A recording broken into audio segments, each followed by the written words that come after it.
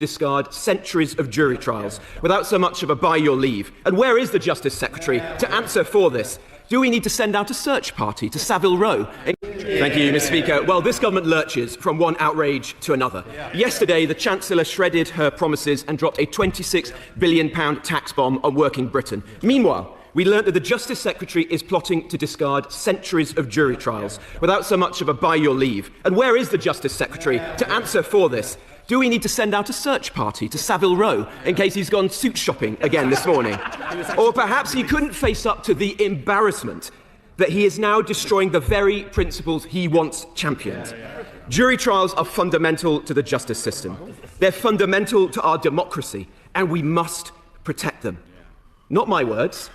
Those are the Justice Secretary himself. And this time, he was right.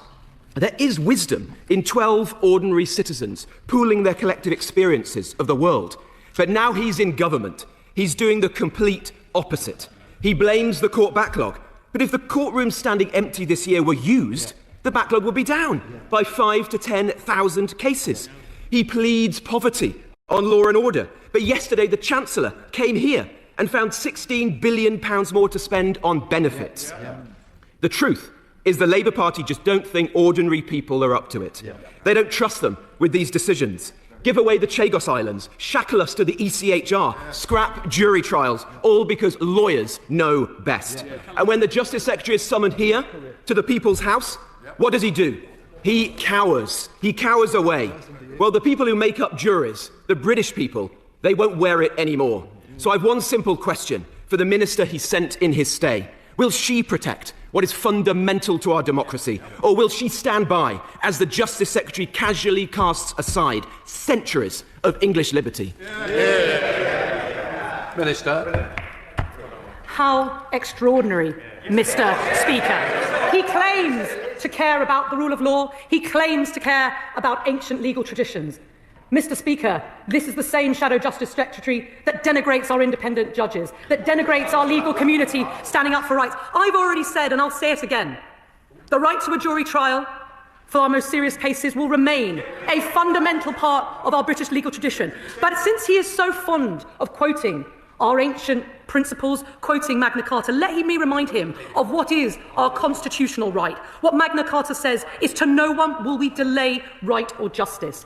The right to a swift and prompt trial is a fundamental ingredient of fairness. And when you have the crisis that we inherited from the party opposite, a backlog now of some 80,000 cases, behind each and every one of those cases, an actual victim, somebody accused of a crime, we are denying in the current system a fair trial because as victims, as witnesses, pull out of the process, as is increasingly happening, that is denying fairness. Today, a victim of rape, and I say this with the pin that I'm wearing as we stand in the 16 days of activism against violence against women and girls, a woman reporting a rape today in London to be told that her trial may not come on till 2029 to 2030.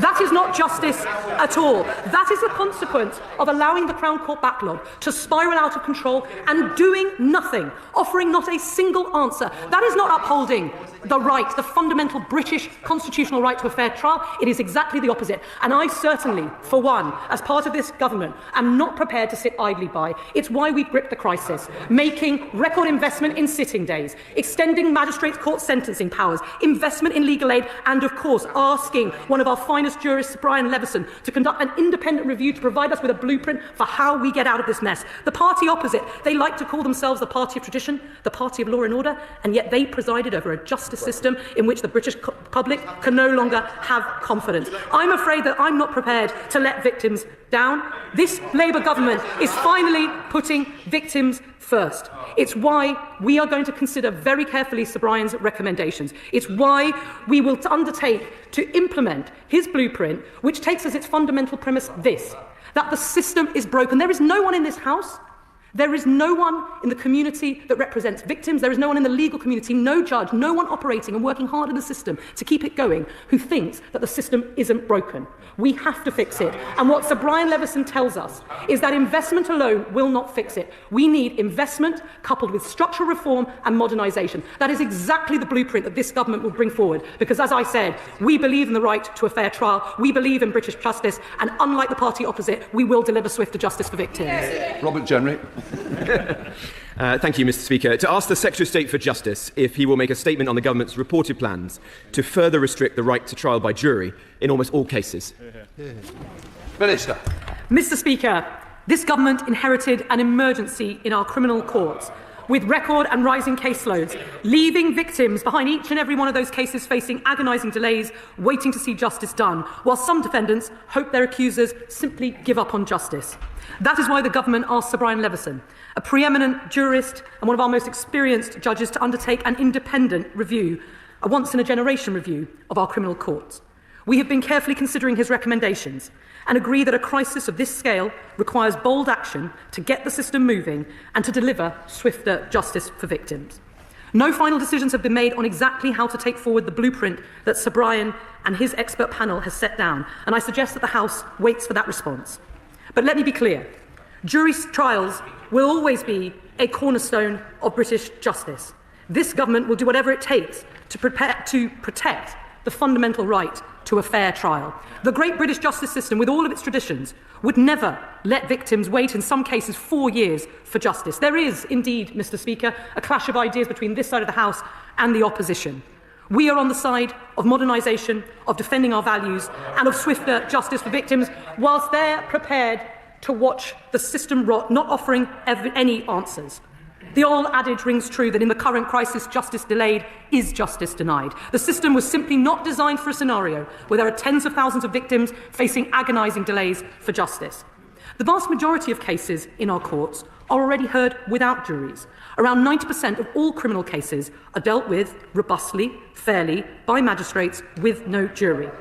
The country deserves meaningful reforms which back victims, back modernisation and back fairness over those gaming the system, to speed up the courts and get victims the swifter justice that they deserve, resolving the court backlog and ensuring fair justice. As I've said, we intend to respond to the first part of Sir Brian's review very soon, so the House, I'm afraid, will have to wait a little longer for that response.